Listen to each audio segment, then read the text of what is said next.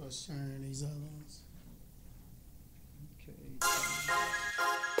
Counting all my blessings. Huh? One thing in the air. If you know you blessed. Yeah, that's what I'm gonna do, Debbie. I'm counting all my blessings. Counting all my blessings. I'm counting all my blessings. I'm counting all my blessings. I'm counting all my blessings. I'm counting all my blessings. I'm counting all my blessings. I'm counting all my blessings. I'm counting all my blessings. I'm counting all my blessings. I'm counting all my blessings. I'm counting all my blessings. I'm counting all my blessings. I'm counting all my blessings. I'm counting all my blessings. Amen. Amen. Hey, I'm Poker Jones and I'm blessed. Told the game I'm next. Home kick with the bodybuilders, no Poker Jones, no flex. I'm out here counting my blessings, cause you don't know when the next. My brother just did 15 years, he coming home. Bless me. My best friend tried to do me in and I seen it coming, didn't stress it. But I cut it off before he could. That's what you call a blessing. Everybody ain't your friend. Finding out is a blessing. Some folks try to use you up, they think that you they blessing. Man, love people hard to find. Finding something is a blessing. They'll keep it real in your face, but behind your back they messing. When Black died, I called my cross and I gave it to him the blessing. I told him, "Cool, no matter what, I'ma help the family. I'm blessed on. Counting all my blessings. Counting all my blessings. I'm counting all my blessings. I'm counting all my blessings. I'm counting all my blessings. I'm counting all my blessings. I'm counting all my blessings. Share Hey, everybody share on the video. the Facebook Live show, watching on Facebook Live, please share this broadcast. Please share. Hit your share button and share this broadcast to all of your friends. We've got to publicize what we're going to talk about tonight, because it was some really good stuff. So share this broadcast. We're going to get started with the show here, and right here at the top of the hour. I told her don't even worry. She told me I ain't even stressing. I'm counting all my blessings. Welcome to Conscious Fever with Karl Price on 97thebeatfm.com. Good evening. Welcome to 97thebeatfm.com, the Conscious Fever talk show. I'm Karl Price, your host. I want to say hello to everybody. Welcome, everybody. It's warm outside, DJ Ice. Co-hosted tonight with DJ Ice. It's very warm, man. Louisville's coldest DJ. Yeah, I had a nice vacation, man. That's good. You were out last week. That's right, because the production crew was out last week, so there was no Conscious Fever last week. And how was your vacation? It was lovely, man. Didn't want to come back, man. That's good. I don't blame you. Sin City, man. I don't. You were Las Vegas. Vegas, man. Okay, but we can't talk about Las Vegas. Whatever goes on in Las Vegas stays in Las Vegas. Yeah. I'm so glad you're talking about this. I literally just made a post about this yesterday. All right, Claudia Spillman. All right, well, we're going to talk about it. But welcome to Conscious Fever. I'm Karl Price, your host tonight. Tonight's show is titled "Beyond the Yard Signs," and it is a political show. It's a campaign show, and here's the catch. For all of you all listening live on Facebook, I can tell you exactly what you can do. You can call us here at 502-384-6483 and tell us something about the candidates who are running beyond the yard signs, okay? Because what we're talking about tonight is going beyond the yard signs. You know, you see during this political season, you see all these yard signs, and some are colorful, and then some have these commercials with their families, and they say, "Oh, I've done this and I've done that." That's what the candidates say, the incumbents. That's what they say, and you know, some of them. My pastor, if you're listening, excuse that I said this, but some of these candidates are a piece of shit, and y'all need to know who these people are that are out there running, and some and. You know, by the way, there are some really, really good candidates out there, too. So we're going to take a stab. But I guess the point I'm making to all of you who are live on Facebook is this. The point I'm making is that you can call in 502-384-6483 and you can tell us about some of these candidates that we don't know anything about. You can be anonymous. We're not going to ask your name. I'll tell you what, if you call in and we ask your name and you want to stay anonymous, just say your name is Abraham Lincoln. I do that all the time, DJ Ice. Sometimes I use George Washington. Abraham Lincoln.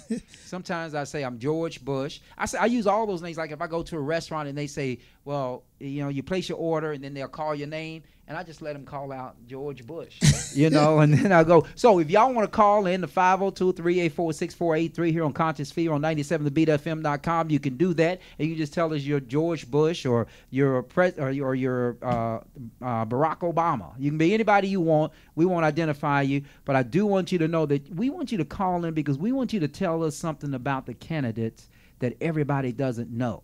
Because this election cycle, particularly for the primary, is very, very short, which means that by the time the information travels all across the city, the election day is come and gone.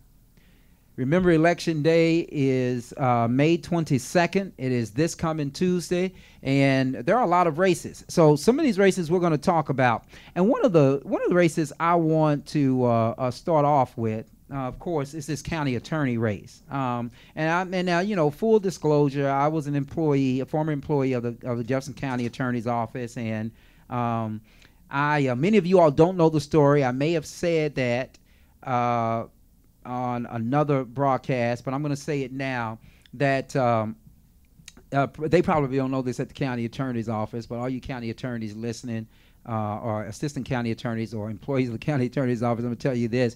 When I took my leave in June of 2015, I had no intent whatsoever of coming back. I knew that I had made that decision, and beyond, besides, it was just time for me to go. I was just tired of all that BS there at the office. But one of the things that posted on my Facebook page, I posted on my Facebook page because I ran across it. Somebody told me to go to it at this site. And I don't know if you all have seen this, but I'm going to show this to you guys from my phone because I can't do it any other way. But this is what was on my phone, on my page, and it's breaking news. And this is what it was. And it's about the county attorney's race, which I thought was very, very interesting. But look at this. Look at you that. Want them to hear the music.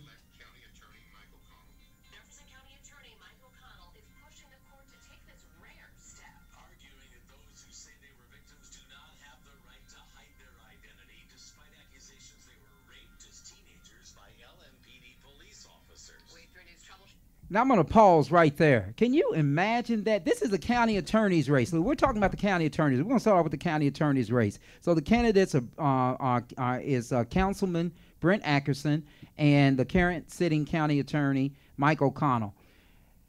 It's a Democratic primary. There's no Republican challenger. So the winner of this race is going to be the next county attorney. So you all need to know that because this primary is just like in November. So all you people who stay home during the primary, don't stay home during the primary.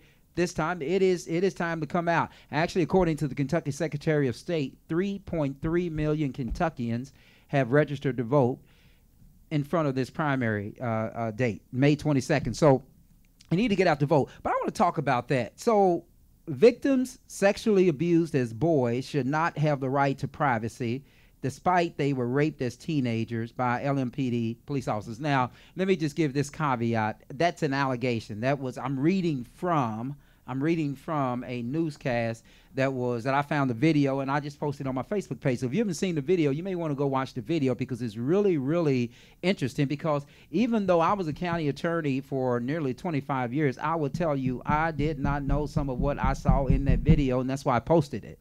So you all may want to go. I mean, this stuff about this man being a sexual predator, I don't know. I have no personal knowledge of that, but that's what that video claims. And it's really odd because at some point in that video, it talks about this young lady who used to work there, and all of a sudden she got a ridiculously high promotion, financial promotion. Nobody could understand why. I remember all of that. I just didn't know that that's what was really going on, allegedly. All right. And so apparently the allegation is that she was been sexually abused by, this, somebody in the office. And I'll let the video speak for itself. I don't want to make any accusations here, but wow, I didn't know that. But in any case, but this first piece of that video that I saw was very interesting, because the nerve of anybody that has ever had any substantial contact, or anybody who just has a simple head on their shoulder, you never punished a victim on the next level. That is, and that's why a lot of the sex abuse trials settle, and rape trials try to plea bargain out, because they don't want to put the victim through that again. So can you imagine the current sitting county attorney making the suggestion that these boys' names who were sexually abused, some of these guys are married with children now, and they don't want their names out in the mud like that, or the stigma of having been sexually abused when they were boys out there. But that apparently is what, according to this video, that's what the county attorney was advocating, is that their names be released. So, and I think one of the attorneys in the case said that they thought it was an intimidation tactic or something like that. But here's the rest of the video, if I can get it. You want them to listen to it? Here, plug us into it. Yeah, I want you to listen to it. Well, but it's mostly music. It's mostly music. Oh, okay. So, but look, here, look, check this out. If you haven't seen it, look at that.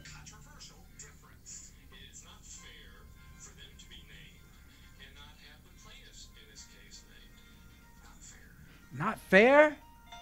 Not fair. What? I mean, come on. Are you saying that these boys that have been sexually abused,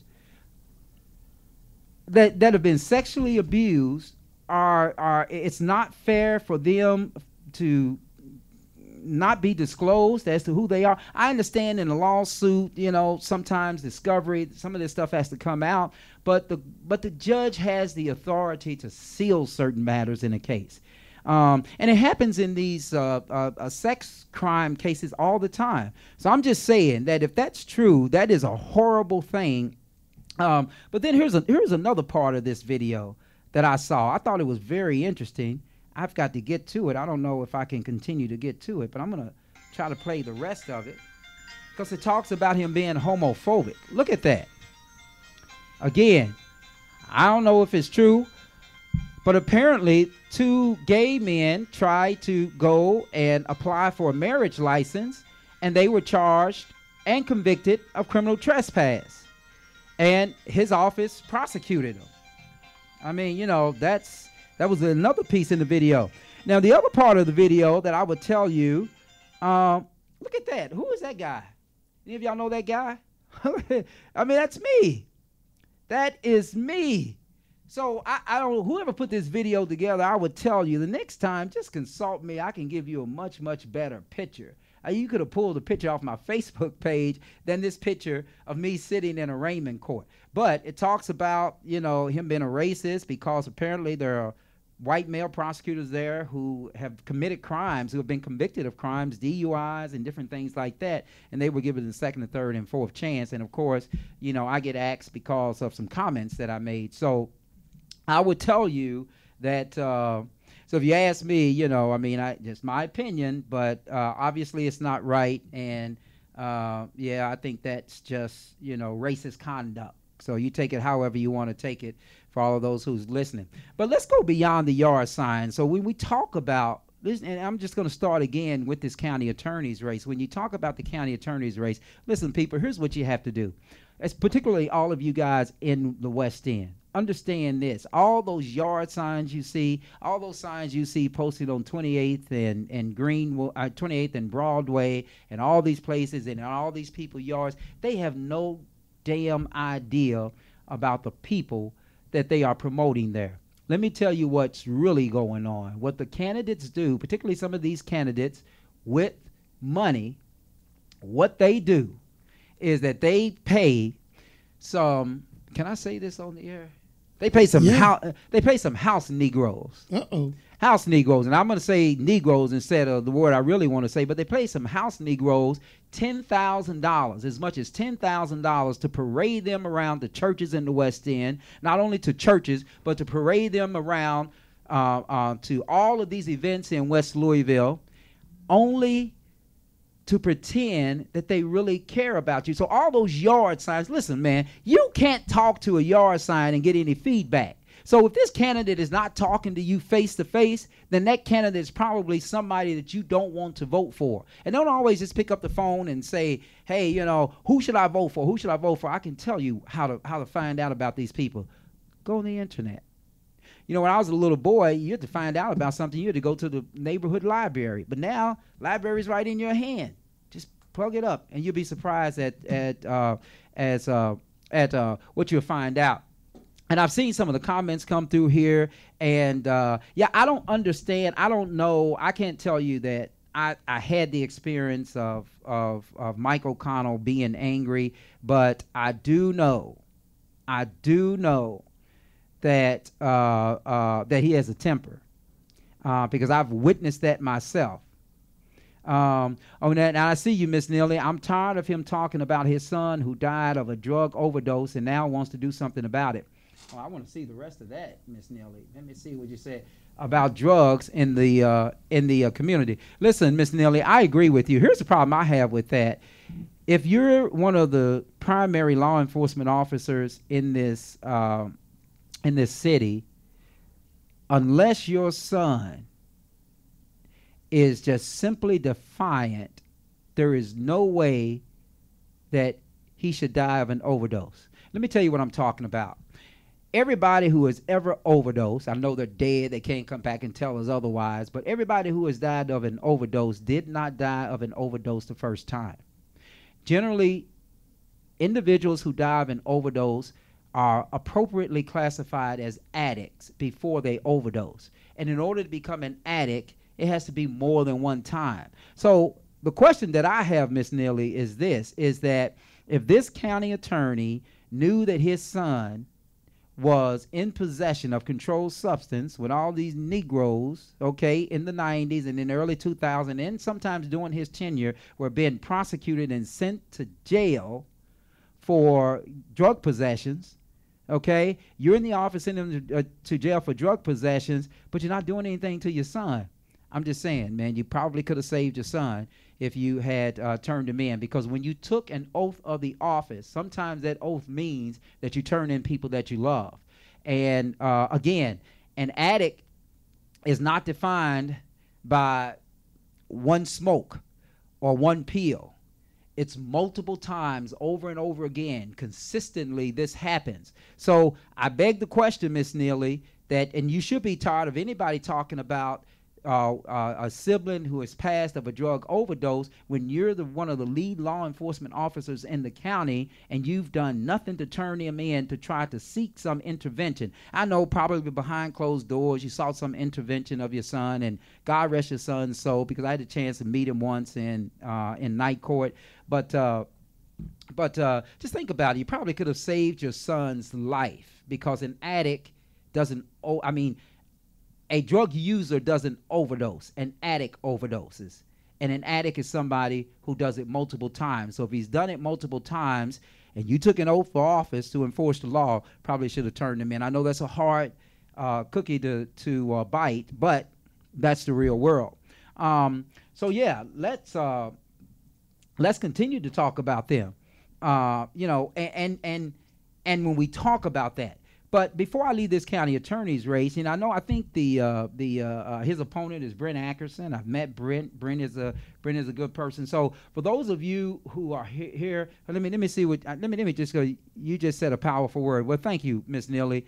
Let's see. The addicts are usually coddled by family who provide fund for drugs. Oh, wow. That's a deep statement, Miss Spillman. But, that's true. And I'm not going to allege that this man, provided money to his son for his drugs. But it's a sad undertaking, and I understand that. But at the end of the day, the point is very simple.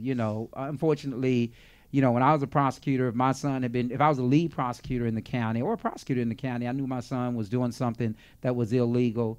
I would have thought that I could probably help him by just simply turning him over to law enforcement instead of allowing him to do it and thinking that we can work it out in-house when he's actually committing crimes, and you have sworn to enforce the law. across the county. But Brent Ackerson, I think, is his opponent. A lot of things that you all don't know about Brent Ackerson, so let's go beyond the yard signs, okay? Brent, for all the African Americans out there and all of those who are concerned about just fairness in general, I would tell you one of the things that Brent Ackerson did. Brent Ackerson saved the. I mean, he was one. My understanding is that he was one of the tiebreakers in the vote to keep Barbara Shanklin on the city council. And you know what was happening with Barbara Shanklin on the city council, right? I mean, she was being targeted and chased and prosecuted by the Karen County Attorney, Mike O'Connell.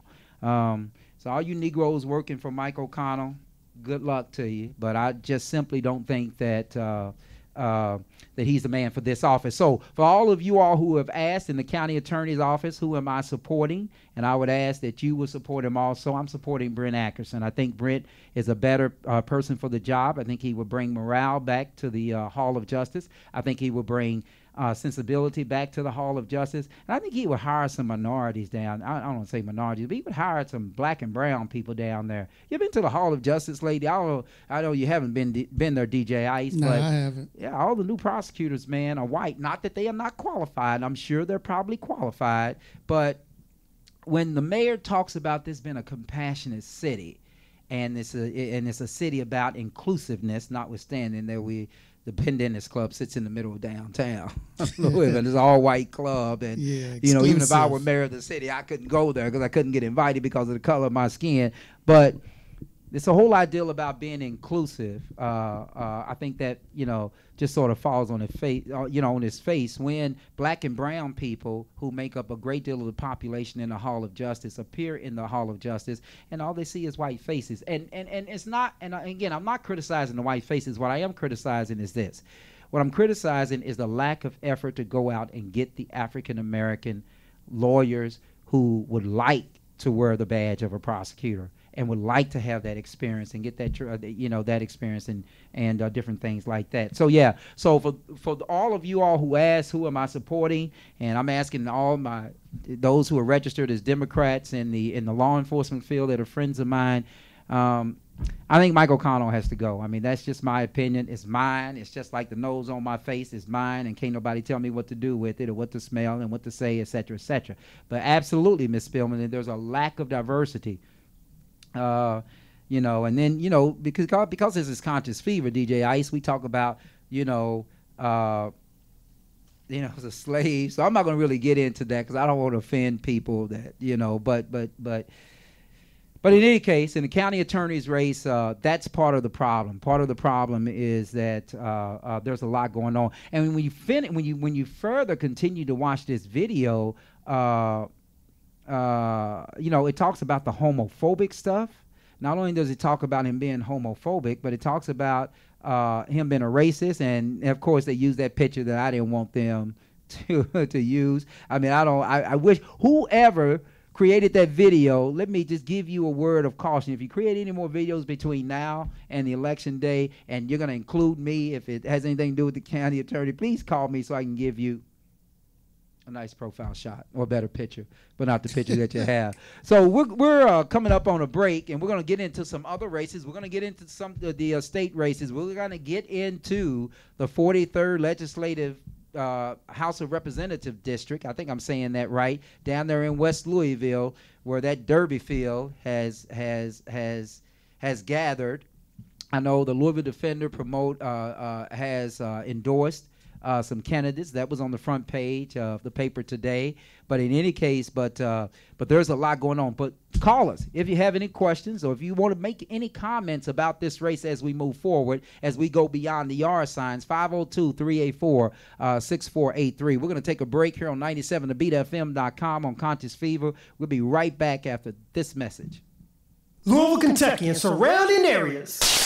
Sunday, June 24th. Mark your calendars. As DJ Taz, DJ Ice, and DJ Kano presents A Day at the Park at Cox Park. That's right, Cox Park, 3730 River Road, Louisville, Kentucky. From 3 p.m. to 8 p.m. This will be a family-friendly, good vibes-only event. Bring the lounge chairs and the family and come have a good time with good people and enjoying good music. With special guest DJ Radio Raheem. playing old school, new school, jazz, and R&B. There will also be food and games. This is their way of giving back. So come on down and have a day at the park with DJ Taz, DJ Ice, and DJ Kano. That's right, Sunday, June 24th from 3 p.m. to 8 p.m. at Cox Park.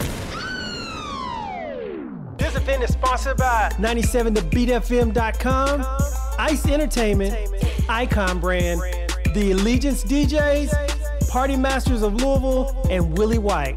See you there. Welcome back to Conscious Fever, hosted by Karl Price on 97thebeatfm.com. All right, welcome back to Conscious Fever. I'm Karl Price here on 97thebeatfm.com. I was trying to get some more data that I thought I actually had, but I didn't. I'll pull it up, but I was looking for that data. But yeah, man, I mean, you know, this is candidate season, and you know. So do most people think that, like, this is May 22nd, right? It's May 22nd. Yeah, next Tuesday. And is this the one that most people think is not as important? Yeah, most people don't think that this is the important one, and this is actually one of the most important ones, yeah, because we're a Democratic-controlled county. So basically, if you're a Democrat, this is your opportunity to basically choose your next leader in some of these races. And if you skip it and say, hey, you're going to go until November, then for some of those races you've lost out, particularly for the county attorney's race. And I don't know if you all remember Dan Johnson when he was on the city council. Dan Johnson, it was alleged that he was a pervert. I don't know, Miss Johnson, you know, I don't know if he's watching, but if you're watching, if you're a pervert, if you're not a pervert, you can call in and say you're not a pervert. But it was alleged that you were a pervert, you know, grabbing rear ends in the at City of Louisville events of other council members.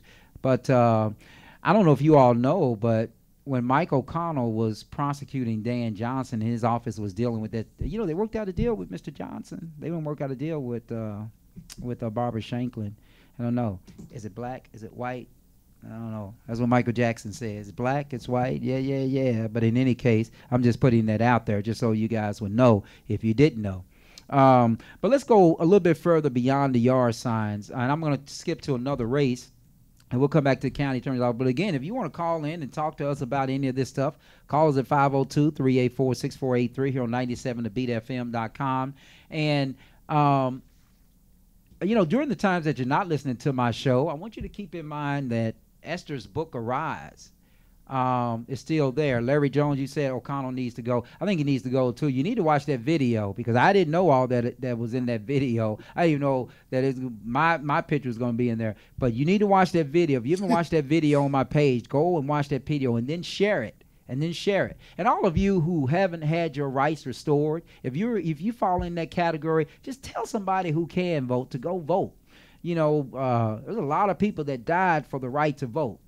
And for you to keep your ass at home on Tuesday, that's not cool. That's not cool at all. So go vote. And since I've already talked about the county attorney's race, you know, go vote. And definitely when you go vote, vote out Mike O'Connell as county attorney. That's going to be my suggestion to you. And if you want me to fill out your ballot for you or suggest anything on your ballot, just email me. You all know my email, kplawyer1, the number 1 at AOL.com. That's KPLAWYER, the number 1 at AOL.com. And I'll email you my sample ballot, or you can get on my constant contact list and I email you my sample ballot. You just take it to the polls with you, and that's what you use to vote from. Because those are going to be my picks. But let's talk about this race in the West in the West End. Who are my picks in the judicial primaries? Miss Martin, I tell you what, I'm going to come back to that because the judicial races are kind of tough. I would tell you the judicial races are kind of tough, but I will give you my opinion about some of the races before this show ends. Here's what I would tell you, though. This race that's going on where Darrell Owens has retired and has elected not to run for office again, you have all these people that are running in this race. My understanding is the Louisville Defender supported or endorsed, not supported, but endorsed Colonel Pam Stevenson. And Colonel Stevenson, I think, is a good pick. I mean, I don't mean to step on any toes in that particular race. I don't live in that district, but I would tell you, if you live in I think it's the 43rd legislative district. If you live in that district and you want to know who the best candidate is, look at her credentials. Go to her. I think it's StevensonForKentucky.com. And I'm going to talk about any of the other candidates because I'm stuck on Pam Stevenson, on Colonel Pam Stevenson. She is a veteran. And you need to look at the video. That video, I posted that video on my page. Look at the video because somebody in production knew that that I would be interested in seeing that video, and they sent it to me, and I posted it on my page. But it's a really, really good video with her standing, well lit, American flag flying behind her because she was a veteran. She was a lawyer, JAG officer in the United States Air Force, I think. Very, very well put together woman, married for 35 years. She's got 2 adult children, I think, but she still calls them her baby. But in that race, if you want my pick, we're going beyond the yard sign. When you go beyond the yard sign, you will learn a whole lot about Colonel Pam Stevenson. So the other candidates, I know you're out there. I know you're probably saying, you don't know much about me. Suffice it to say that if I go beyond your yard sign, I may say something that cause you to may want to sue me. So I'm going to avoid doing that. I just think Colonel Pam Stevenson is the best candidate in that race. And if you're not, if you're in that area bordering Portland and West Louisville, she is her credentials are so credentialed.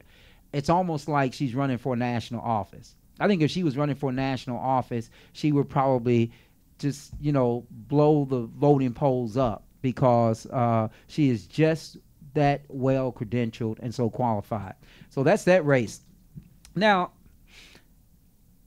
some of you all may be out in the East End. I will tell you that there's a young man that's running to try to, for an open seat. His name is Ronnie Brown. Ronnie, I'm just going to go beyond the yard signs now. Ronnie Brown, Ronell Brown is he is a candidate for the state legislature out in the East End, and Ronell is an African American. But what I like about him, he is a retired firefighter. He's a retired first responder. And if you ever have the opportunity to sit down with him and talk to him personally, you will know why he is the best choice in that race out there. And I was looking to tell you what race that was, but I would tell you that okay, here we go. Let's see. Oh, it says district court. All these races. I'm going to go through these district court races for you, too, because I know a lot of you all are out of touch with the judicial system, and you want to say, we need somebody to tell us who to vote for. Well, I'm just not going to tell you who I think you should vote for. I'm going to tell you why I think you should vote for them. But I'm not going to go through all of the races because some of the races don't have primaries, so there's no sense in really us wasting our time on those. Well, the state representative is actually, way too much. But I thought it was very interesting in the district court filings. So we're going to go, if you want to, first, and let me just tell you guys, if you want to know who the candidates are, and then you want to Google them and see if they've ever had a nasty divorce, or if they ever, spit on the sidewalk, or, if they ever, DJ Ice, if they ever, call the police on a black person that was just standing around doing nothing. Like the lady with the phone. Right, the little meme that's going around. Yeah, like the lady with the phone.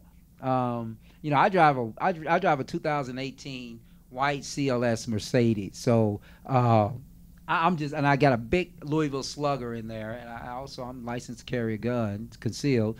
So I'm just waiting for the opportunity for somebody to say, I'm calling the police because he's not supposed to be driving this car.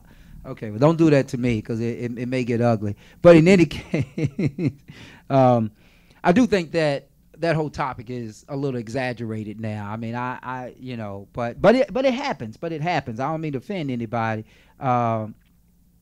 Yes, that is Claudia Spillman. Actually, his wife is a judge, and very good judge, a very fine judge. I might add. But he's running in the East End out there. You know, just look for his name, Brown, on the ballot, and you'll be able to get him. So let's talk about these judicial races. Let's get into talking about these judicial races, because these are kind of juicy here. Okay, so here's what you all don't know, and this is what I think is a travesty of our electoral system, particularly when politics comes into the judicial branch, is that there are a lot of judges downtown who are unopposed in district court, okay, because this is the year to reelect all of those in district court, and some of them appropriately unopposed. And I would tell you, tell you about the ones who are unopposed, and they probably should be unopposed because they're doing such a fantastic job down in the Hall of Justice. Judge Annette Karam, she should be unopposed. She's doing an outstanding job, always has done an outstanding job. She's a former she's a former prosecutor, but she's a really good judge. Really means well. She understands the law. She applies the law appropriately. So you should be proud that she's unopposed. Judge Amber Wolf is unopposed, also in the second judicial district, and appropriately so. Judge Wolf is really an outstanding judge. She came from the prosecutor's office. She was a prosecutor when I was there. She's also a former public defender. She's unopposed, so she's going to keep her seat. No questions asked. Simply because, nobody filed against her. Again, I think that everybody should have a challenger because everybody should be tested, but sometimes it is appropriate that some do not have challengers, and I think Amber Wolf is one of them that probably is appropriate that she doesn't have challengers. So let's go to the third judicial district. Now, here's where there's a primary, so I want to talk about this. You have these three candidates. You have Tracy Davis, you have Christina Garvey, you have James Michael Jim Green. So let's go beyond the yard signs, okay? Let's talk about Tracy Davis. Just go beyond Tracy's yard sign. Tracy is an African-American female, and as you know, there's only one African-American that now sits in Jefferson District Court. So if you're all about diversity, maybe Tracy's your candidate. But Tracy's a practicing attorney.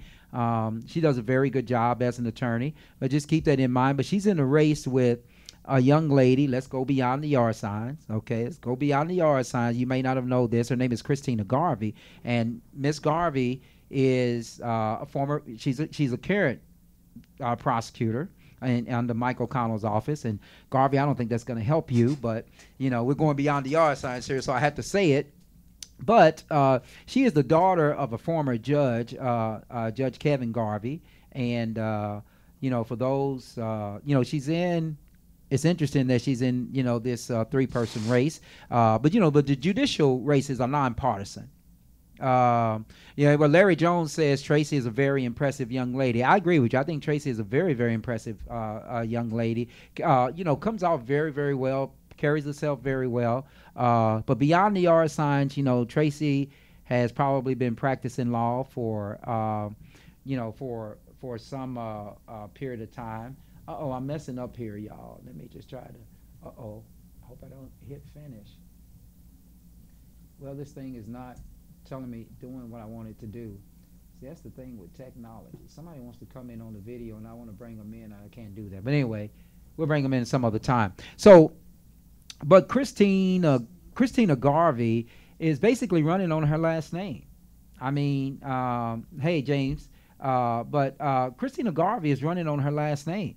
Here's the problem. Y'all know the history of Judge King, Judge Katie King, then Sarah Nicholson here recently, and now we got Christina Garvey. The path that was taken was that I don't know about Katie King. I think Katie King has done a wonderful job, an outstanding job, quite candidly. I think she's done an outstanding job. Yes. I think she's done an outstanding job for sitting as a judge. When I would tell you that I think she's done an outstanding job because everybody thought that she would fail, and Katie King has actually done a wonderful job. But we're not at that part yet because I think she's unopposed. But I would tell you where we are. We're talking about Garvey. Now, Garvey, I don't think has been practicing law for long enough to really sit on the bench. I'm just going to say that. You know, she may make a wonderful judge. Her dad was a wonderful judge. But I'm just not sure if individuals who are less than 2 years out of law school or right at 2 years out of law school should be sitting on the bench telling those of us who have been practicing for 20 or 30 years about, you know, how to run a courtroom. And that's not to say that they can't do it. What I'm saying to you is that, you know, practice makes perfect. So if you're a trial lawyer and you've tried a lot of cases, you know, I've tried a lot of cases. I think I'm qualified to set and judge, you know, a case, whether the evidence comes in and, you know, and all of that. But she's 2 years out. So that's beyond the yard signs. You all may not know that. You all may see the name Garvey and say, oh, I remember that name, and that's a familiar name. It's in my brain, and I'm going to vote. Keep in mind, when you go beyond the yard sign, Garvey is probably a little bit too young for it. Judge Green, now I call him Judge Green, James Michael Jim Green in the third judicial district.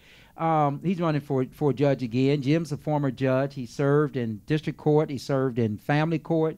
You know, some think that, you know, Jim has served his time. I don't know if that's the case, but you have to, you know, be the judge of that. He has been a former judge. He's been there before. If you don't like old heads, then you probably don't like, you know, Judge Green to come back on the bench. I don't know, but those are the three candidates in their race. And, you know, and everybody knows if you go beyond the yard sign, you know, he has some substance abuse issues and went away, got those taken care of, and he's back in the swing of things. And if you never met Judge Green, he's a wonderful, outstanding, wonderful person. You know, that judicial experience, you know, could go a long way, but that's beyond the yard sign. And that's what, and that's just something, that's something that you need to know. Excuse me just a second, everybody. Beyond the yard sign, candidates for office. But anyway, so that's that race. And then you go to the other race. You got some, you know, you got the fourth, and there's only two, so there's not going to be a primary for Judge Tal Hollenbach and Judge Julie Kalin. But take a very, very close look at that race because I think it's going to heat up come November. Judge Jennifer Leapson is unopposed in 5. She's unopposed in 5, probably rightfully so. Judge Leapson does a wonderful job. And then we get to 6, and right after I take this call, we're going to talk about 6 because that's Sean Delahanty, Alex Gaddis, and Lisa Langford. 97tobeatfm.com, Conscious Fever. Welcome. Mr. Price. Yes, sir. How are you, sir? I'm doing fine, sir. How are you? I'm okay. Thanks for calling in the show. How you doing? I'm doing great. Heard you had a lively show on tonight. Just wanted to call in. A lively show, yeah. Well, what's so lively about it? What did they say was? I mean, what would you hear was lively about it? Pardon me, I couldn't hear you. I said, what did you hear was lively about the show that would cause you to call in, to be so interested to call in?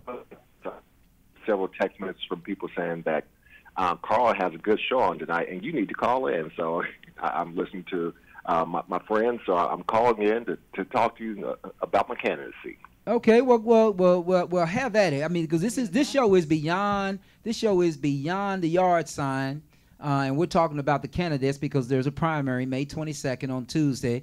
But just so everybody knows who's called in, this is Judge Derwin Webb of the Division 10 of Jefferson Circuit Court, Family Division 10, here in Louisville, Kentucky. A proud alpha man, as he says. You said that at your inauguration. I remember that. You had all those alphas up there, and me as an iota, I'm sitting back there like, okay, man, is this an alpha show or is this what's this guy doing? But anyway, you know, thanks for calling into the show. So what do you think about this election season, Judge? I know that you're a candidate, so you have some limitations. So I mean, you're not here to promote anybody or anything like that because we know the rules prohibit that. But right. just this atmosphere. I think it's gotten a little ugly, up to this primary season. What are your thoughts? You think it's been ugly? You think it's been a little bit less surreal than it has been in the past? What are your thoughts? Well, I would tell you this. It's a little interesting this year, especially with me having. First of all, I don't have a primary. I know a lot of people have asked me, well, where are your yard signs? You don't have enough signs out, and I commonly tell people that I don't have a primary, so I don't have signs up right now. My race is in November, so I don't have to worry about all the things that most people are going through with the primary going on. But I am running hard like I do have a primary, and when I'm out and I have an opportunity to see people, things are a little, as we would say in the courthouse, a little snarky between the candidates right now. Everyone wants to get past the primary so they can get ready for the general election, so they can have an opportunity to serve our community.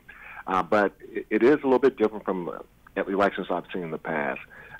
You see people saying a little bit more than they have in the past, talking about qualifications, almost going at one another in some occasions. Me, on the other hand, I think that I would like to accentuate my positives, talk about what I can bring to the table rather than trying to say something negative about my opponent or anyone else. Just talk about what I'm capable of doing and making sure that people understand why I'm in the seat right now and why I want to retain the seat and what I can do for you as a judge in Jefferson County Family Court. Well, that's good stuff. That's good stuff. So you have been sitting in family court for 4 months now? Is it 4 months now? No, it's actually a little more than 6 months. I got in October, so. Yeah, forgive me. Okay, so for 6 months. Man, that may, with the work in family court, that must seem like an eternity, huh? I would tell you this. I had an opportunity to speak with my predecessor today, and we were talking about the job and everything that she did to prepare me for this. It was an easier transition for me because I knew what to expect.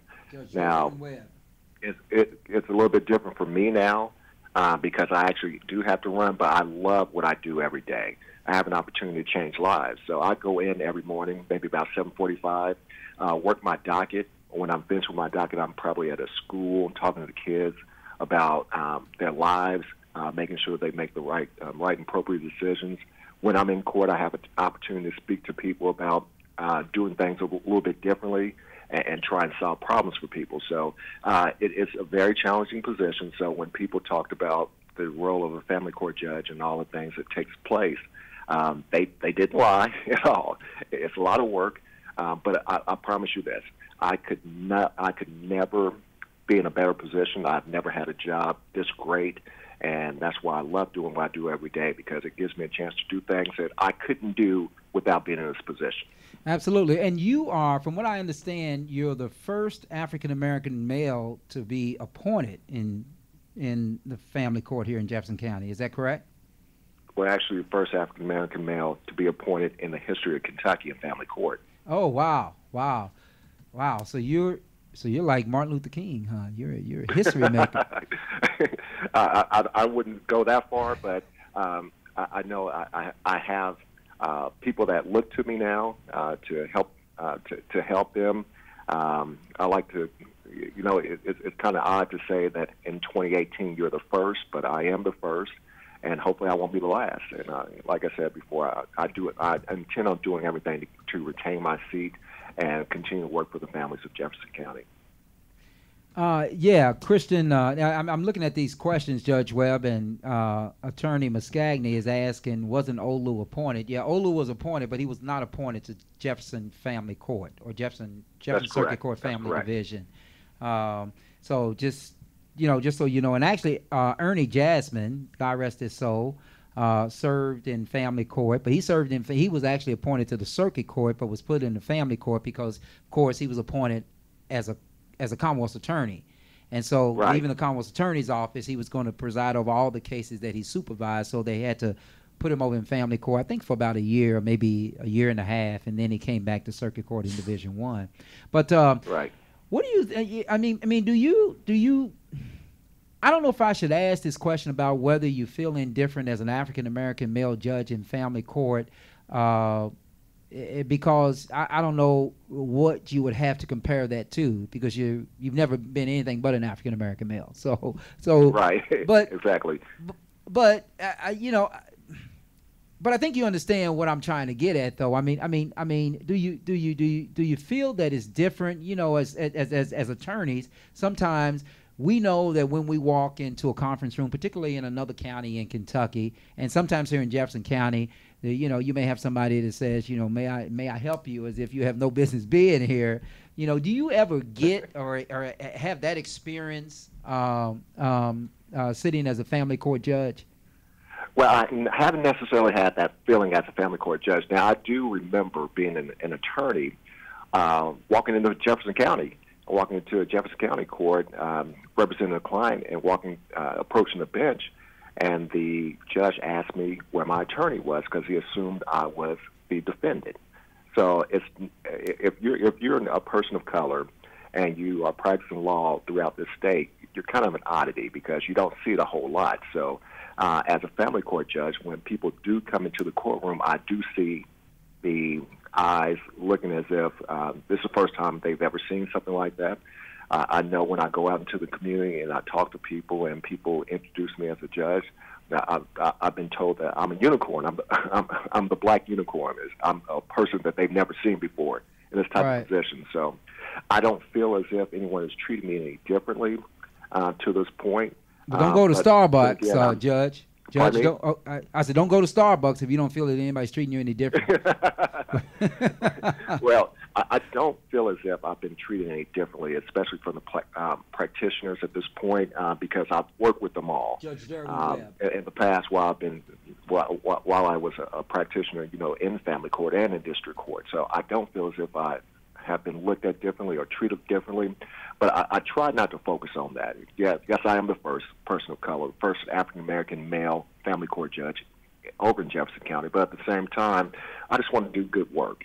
I want to do good work for the people that are in front of me, do good work in the community, and the fact that I'm a person of color doesn't mean anything to me as much as it may mean to someone else. It just means that I'm just going to continue to work hard. I'm just a person who has my hue is a little bit different from the other people that have come before me. Right, and I understand from everything I hear, and you know I don't do a lot in family court, but from everything I hear, you're doing an outstanding job. But here's my last question, because I know a lot of the men that are watching, that are listening on the through the streams and the on the radio, are probably wondering about this. Now there's 10 family court judges here in Jefferson County, and there's only two men. Two men, is that correct? Two. That's correct. That's too correct. I mean, is that an indifferent feeling? I mean, do you believe that the litigants look at you differently because, you know, 80% of the time they're going to see a female when they come into family court? I would tell you this.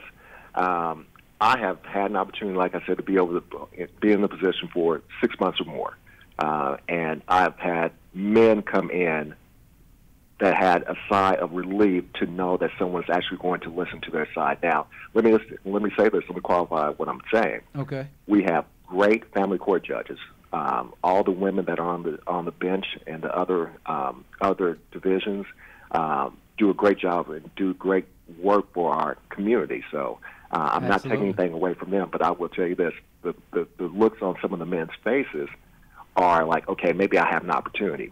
Now, I have ruled against some men while I've been on the bench, and I have heard on more than one occasion a guy say, thank you for at least listening to me, or thank you for giving me the chance to present my side, because they had the impression that if they were going to family court, that they weren't going to get a good opportunity to have their voice heard, because they felt like because they were men, the cards were stacked against them to begin with.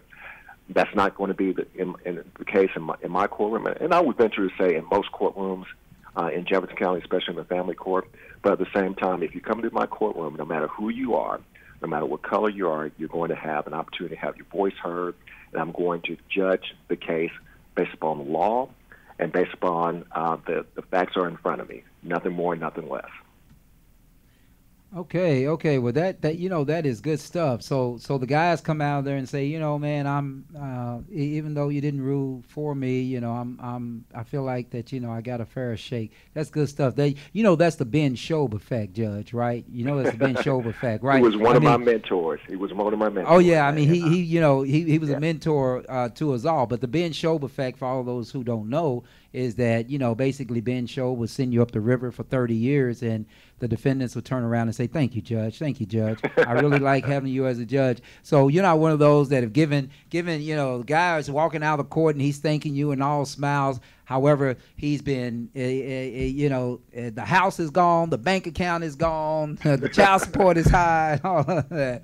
But I think, but I understand your point, and that is, let's see, is the judge that thought he was a defendant in any other races? I don't know what that was. Judge Show was an amazing man. Yeah, that's right. But in any case, I agree with you. I think it's good to have, gender equality, racial equality in the court system, because I can tell you as a long-time prosecutor, I mean, you can just, you can feel, you can see the expressions, and you can actually feel the emotions of some of the criminal defendants that look like you that come into the courtroom, be it because they're male, or be it because they're African American, that look like you, or they can identify with you, and they come into the courtroom, and you can just see it on their face that okay, I'm not as tense as I was when I walked in the door, because the person that now I have to deal with, be it a black prosecutor or be it a black judge, I believe that they're gonna, he or she and I are going to have something in common, and I think right. That's kind of the effect of the men coming in and saying, okay, here's a man behind this robe, so at least I think he's going to understand it from a male's point of view. Not that the female judges don't do it, but some of them don't. I know I'm not going to put you on the spot, but I'm just talking as a former family court lawyer. It was just it was outrageous. But in any case, Judge Webb, I want to thank you for calling. And you need to come during the next cycle and join us here on the show. I think a lot of people love to hear from you. Man, I'd love to be on your show. You just let me know when the opportunity presents itself, and I will make my schedule accommodate. Absolutely. What's that? Hold on a second, Judge. Yeah, I've been telling him, man. What's up, Judge? It's DJ Ice, man. Hey, man, how are you? I'm all right, brother. How about yourself? Doing well, doing extremely well. I have one question for you. If you wasn't running, who would you vote for? Oh, he can't. He can't answer. Oh, he can't say that. No, he can't because the most qualified and experienced candidate. Right, and that is the best answer, because judges cannot promote other candidates as a candidate. A candidate cannot promote another candidate. Okay. So if he says I'll vote for Karl Price and I'm a candidate, then that was his opponent may say he violated the rules. But I would have thought he would have said that he would vote for himself if he was running. Well, I think that goes without if he wasn't saying. himself. But I will say this, I'll say this.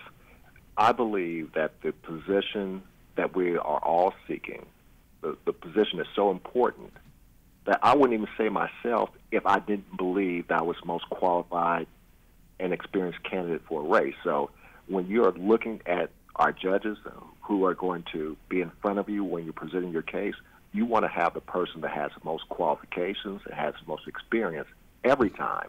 Friendship shouldn't matter. Color shouldn't matter. You want the person that can be the best at handling a case, someone who's actually been there before, someone who's done the work before, someone who understands the law, and someone who's exercised law. That's who you want being a judge in front of you. So regardless of friendship, regardless of race, regardless of gender, that you want the most qualified and experienced candidate in front of you. So that's who I would always say.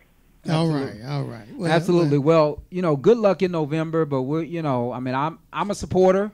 I'm going to tell you that now. I'm a supporter. Well, thank you. Because I appreciate it.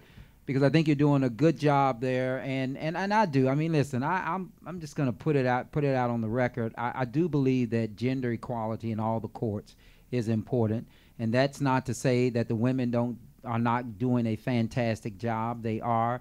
But I think that, when a litigant comes to court, the first thing a litigant has to feel is that this is a place that I can feel comfortable, that I'm going to be treated fairly. And sometimes you identify better with, if you're a man, with a male, because, you're not asking for anything extra. You're just saying, listen, there's some things that I believe that a man can identify with better than sometimes a woman, and that doesn't make and that's not to say, Judge, as you know, that women don't have the ability to do that. I'm just talking about subjectively the feeling of the litigant, and sometimes it matters. And you got my vote, man. Like I told you a couple of months ago, man. Well, we're gonna get you a lot of votes. Well, I appreciate it. I really do. Well, Judge, thank you for calling in. And thank you for having me. I really appreciate it. No problem. This is 97thebeatfm.com. I'm Conscious Fever. I'm Karl Price. This is Conscious Fever, the Conscious Fever show. Interesting show. And so before Judge Webb called in, that was Judge Webb. He's a sitting family court judge on in Division 10 of Justice and Family Court here. He's the only African American in family court. He is the only one. He's only one of two men, and the other man is on his way out. So it's interesting. So who is my pick in Division 3? Where are we in Division 3? Well, I just what I'm doing, I'm telling you beyond the yard sign, Miss Martin, about Division 3. I'm just going to be honest with you. I'm just telling you that we're just talking about beyond the yard signs, and so. I think all the candidates are qualified. I just don't think Garvey is as qualified. I think that when you've served on the bench before, I think that gives you an edge up. But then again, I think that. But I think that doesn't mean that just because you've been a judge before that you're the most qualified. I mean, you have to make the decision. We're just trying to tell you about beyond the yard sign. But if you send me a request for a ballot, I'll send you a ballot because I got to make a decision. I can't vote for all three of them when I go in there, and I am going to vote for somebody who I believe is going to do a fantastic job. So let me go to you. And Ms. Spillman, you're saying that you haven't seen anything from the ones in Division 3, Davis, Garvey, and Green, but they're yard signs. So now if Davis, Green, if you all are listening to this broadcast, and Garvey, you want to understand that there are some people out there that are saying that all they've seen are yard signs, and they haven't seen the person up front and in person. So anyway, I was going to talk about this Division 6 race, and the Division 6 race, it has Sean Delahanty, Alex Gaddis, and Lisa Langford. And I'm just going to tell you this. Listen, I don't want to step on any toes, but I would tell you hands down that I believe that the best candidate in the race is the one with the most experience, and that's Judge Sean Delahanty. So no pun intended, Lisa. No pun intended, Alex. I think you guys are really, really good candidates. But I think Sean's a fair man. I think he's done a wonderful job, and I think he means well. He's been on this show many times, and I think he's really, really done a wonderful job as judge, and he cares about the people. Delahanty is synonymous with fairness, so if you're looking for somebody to be fair, I think Delahanty is the best pick in Division 6. My opinion, just like my nose, and nobody has it but me, so nobody gets to pick it but me. And so, if you're not gonna pick my nose, don't pick my candidate. So, that's where I'm coming from. But the 7th, Judge Wilcox, outstanding judge. She doesn't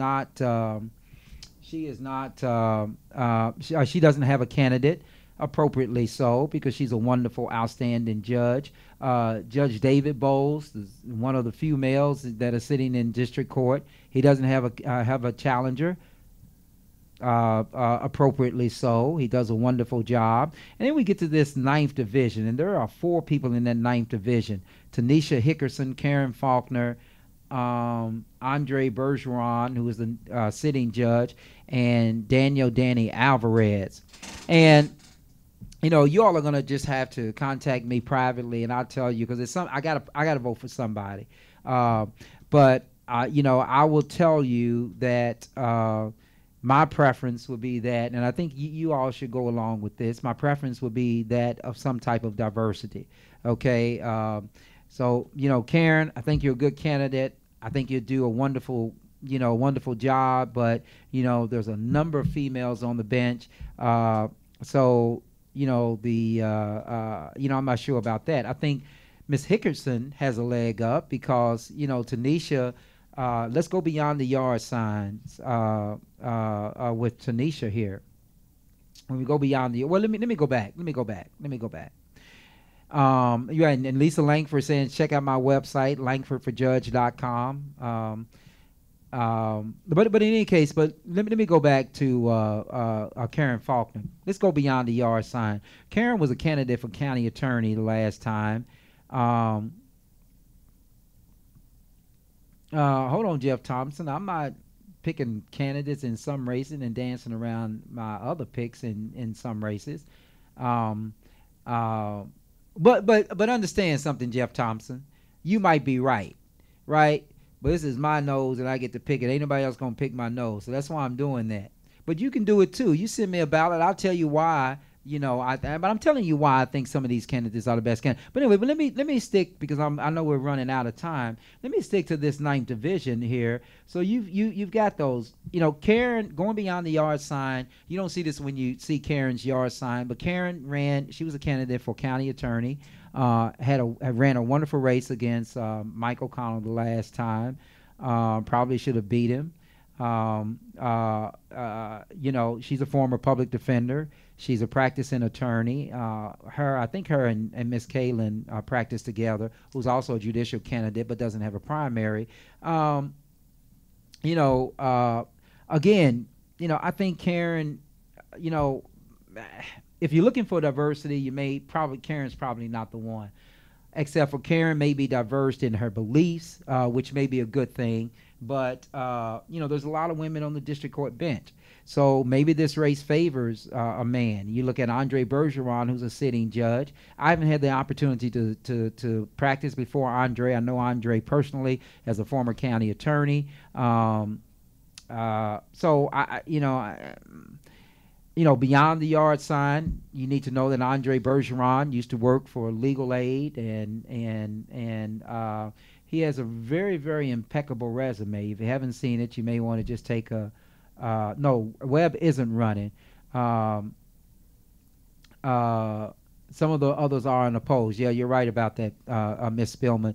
And so, you talk about Tanisha Hickerson and Danny Alvarez. Now, Tanisha goes back to, Tanisha has practiced law. She's a rah-rah Central Yellow Jacket. Go Tanisha Hickerson. I'm a Central Yellow Jacket. You get favor in that regard. But I would tell you, I think what's going to make that race tough, and I don't know why everybody crowded in that race, but I know what's going to make the race tough is that Andre Bergeron. Everybody believes that Andre Bergeron has an omen because he was appointed by the governor. Everybody knows the governor's nuts, right? Bevin is just a baby Trump. I hope I never have to go before him and ask for a job. But that's the sentiment out here, Bevin, just FYI. So beyond the yard sign, some don't like that. Danny Alvarez is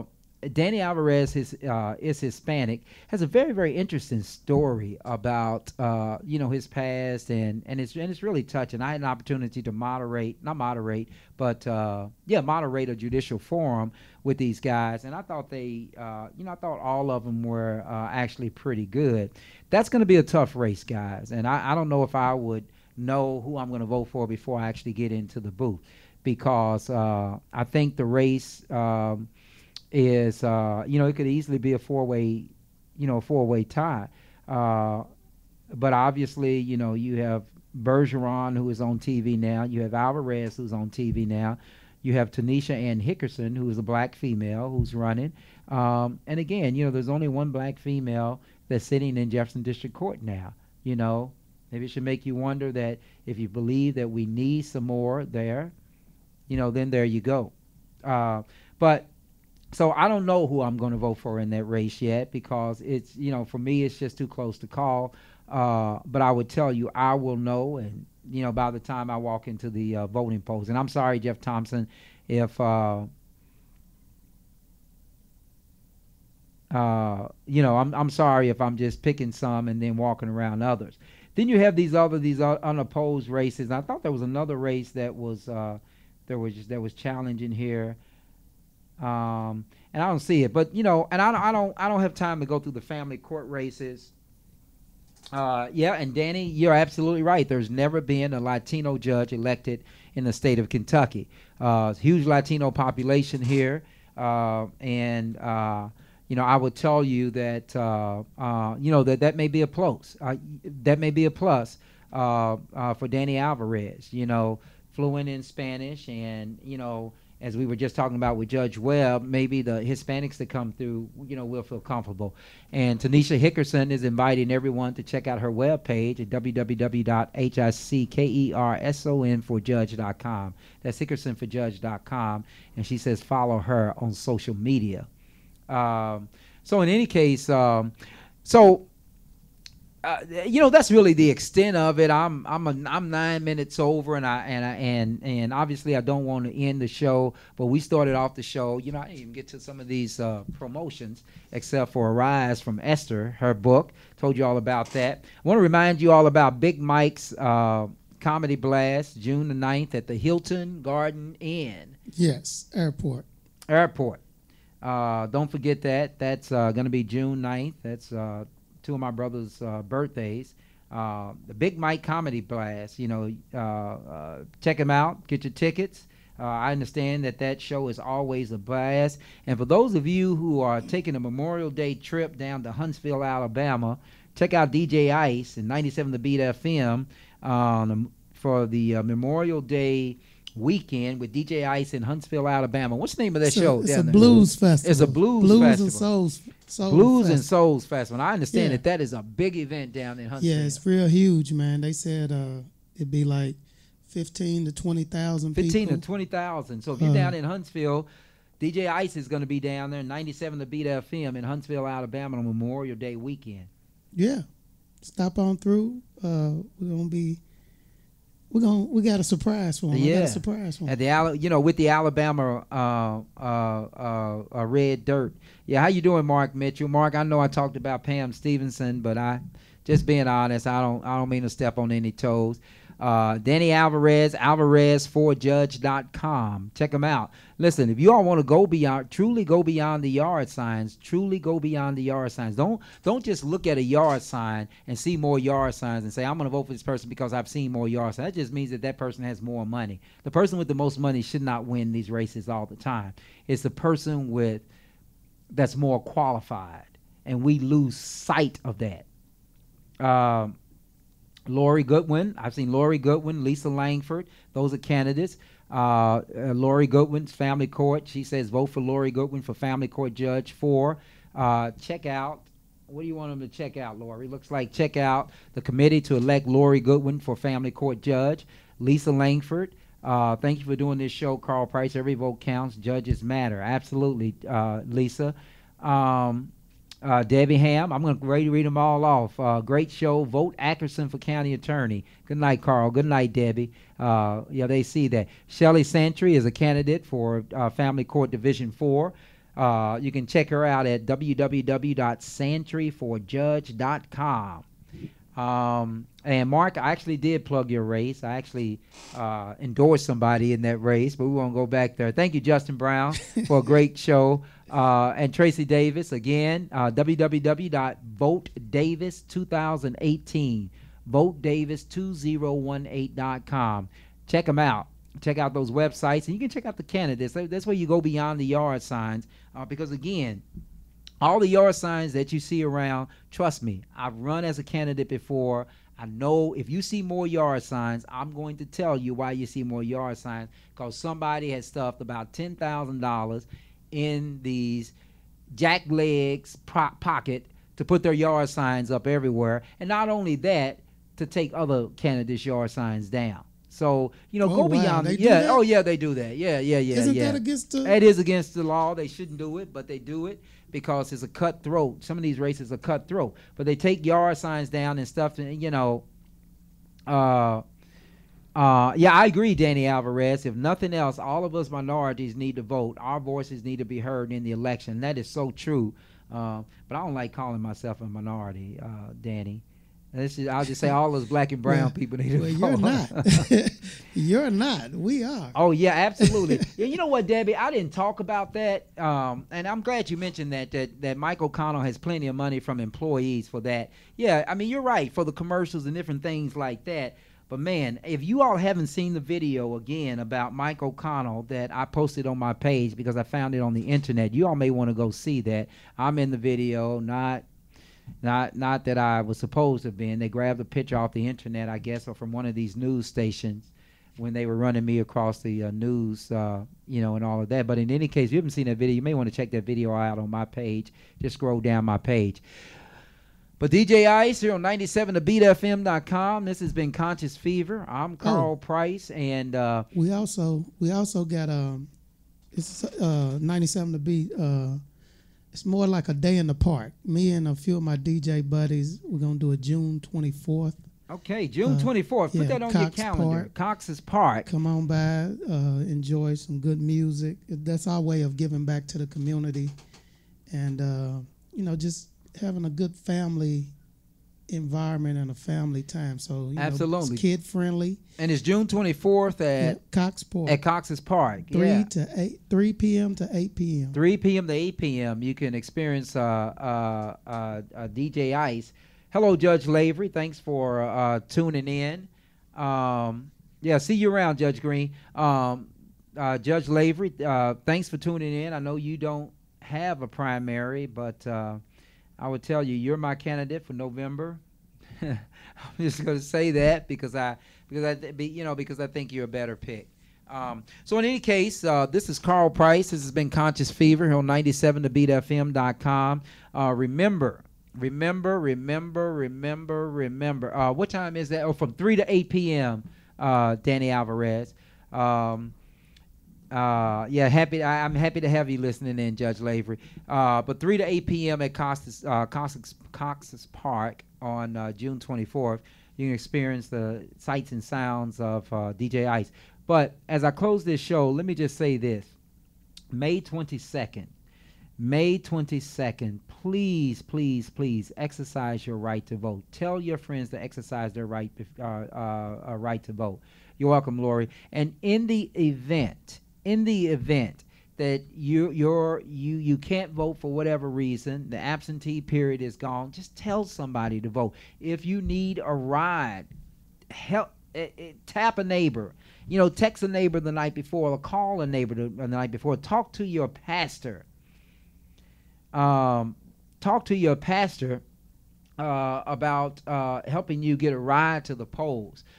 Because it's important that you vote. There are so many people that died for us to even have the right to vote and not be intimidated by going to the polls. And that's for everybody. It's not just for African Americans and black and brown people, but it's for poor whites too. A lot of them were intimidated back during that period. That's the story that's untold. So all of us that have the right to vote, don't get up and just smoke your marijuana cigarette or something like that, or have a drink, or watch TV because the polls is closed. Yeah, well, I mean the liquor stores. Liquor stores are closed, but they can get it the night before, But don't do that. Just get up and make it the very first thing you do. Go vote. Tanisha Hickerson, the number one person to file in my race and number one on the ballot, so number one choice for you. That's a good slogan, Tanisha. That's a good slogan.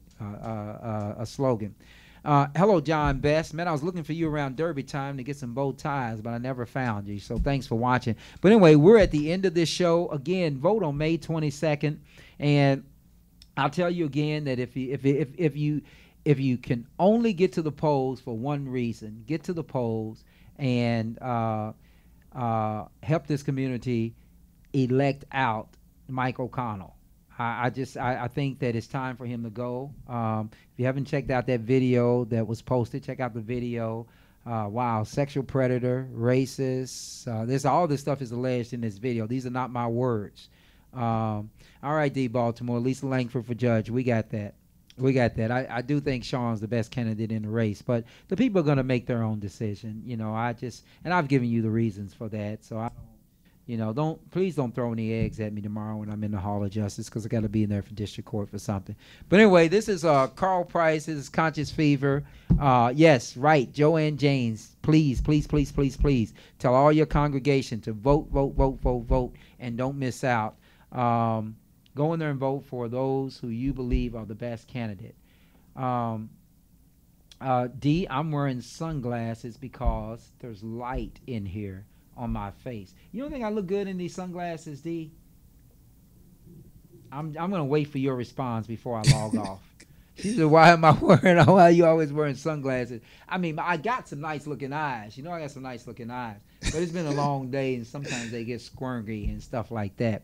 But I got to go home and deal with my German Shepherd. So, again, thanks for tuning in. There's a lot of people still on there, yeah, man. There's a lot of people still on. I wish I could stay, but I got to get some sleep. Yeah, Mrs. Ice is texting me talking about, come home, I'm starving. Oh, she said, you come home, you're starving. Okay, yeah. Well, then we all got to go. But anyway, no, Mark, not Karl Price for judge. Karl will not run for judge. Hey, Cheryl Summers, tell your mom I say hello. I saw that nice picture you took her somewhere. It was very nice of you. Mother's Day. I think you took her somewhere for Mother's Day. That is Cheryl Summers, yeah. And I saw that picture you posted, Cheryl. All the Black Expo pageants and stuff. Yeah, that's pretty Cheryl Summers. That's her? Yeah, that's her. Oh, and she probably don't even remember me. And she posted a picture of her dad when he was young at WLOU with WLOU microphone.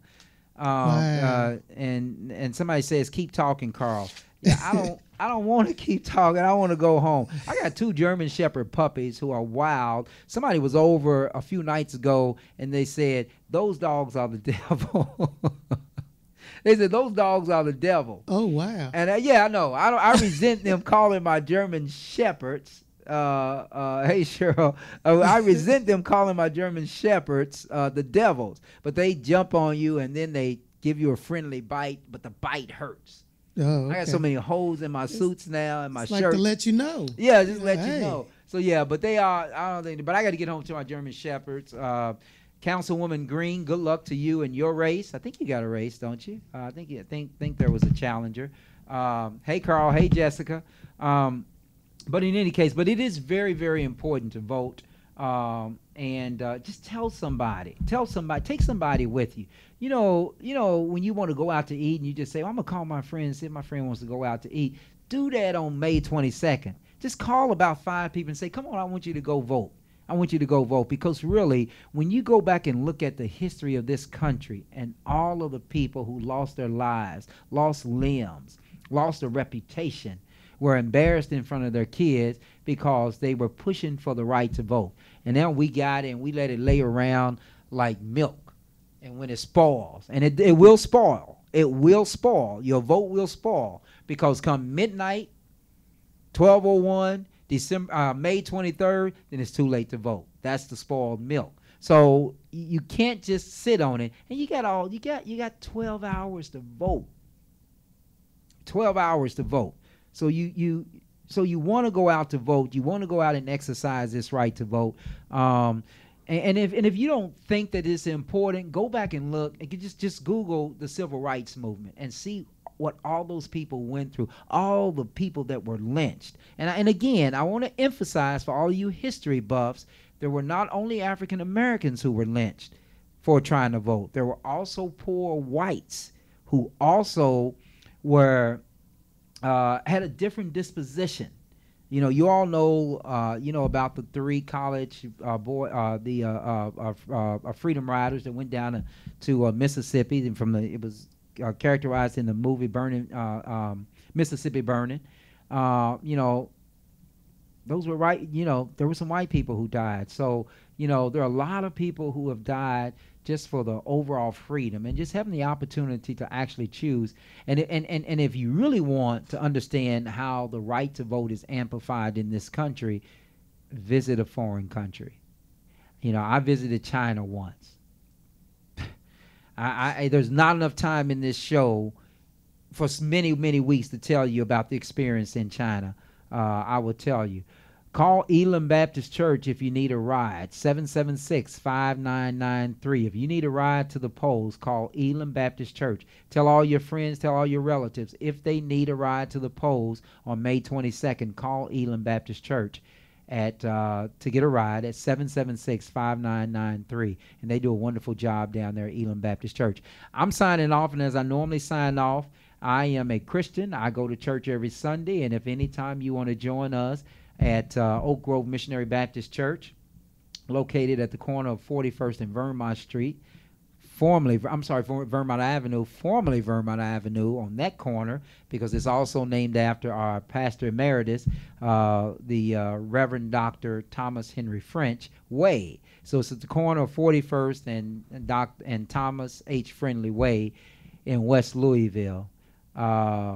So come down and visit us if you're not doing anything on Sunday for our 11 o'clock church services. We would love to have you.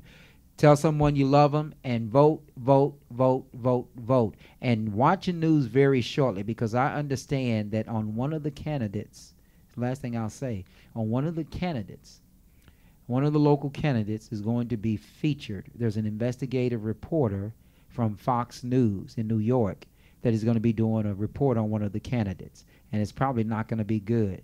You need to check it, check that out. DJ Ice, I'm logging off. 97thebetfm.com. This has been Conscious Fever. I'm Karl Price. DJ Ice is going to have my guy Poker Jones to call in and explain about the Memorial Day event. But he'll probably call in next. We'll have him call in next Thursday. Yeah, we'll have him call in next Thursday. I know the week of Memorial Day weekend, I got to go to D.C. for a memorial service. One of the founders of my fraternity passed. So, man. Yeah, DC.